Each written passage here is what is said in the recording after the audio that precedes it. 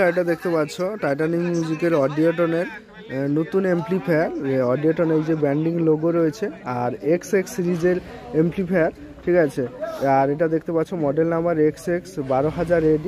এটা channel A এবং channel B, এবং চ্যানেল যখন পাওয়ার সুইচ অন হবে এই পাওয়ারের LED জ্বলবে, তারপরে সিগন্যাল LED রয়েছে, ক্লিপ LED রয়েছে, তারপরে রয়েছে প্রোটেক্ট।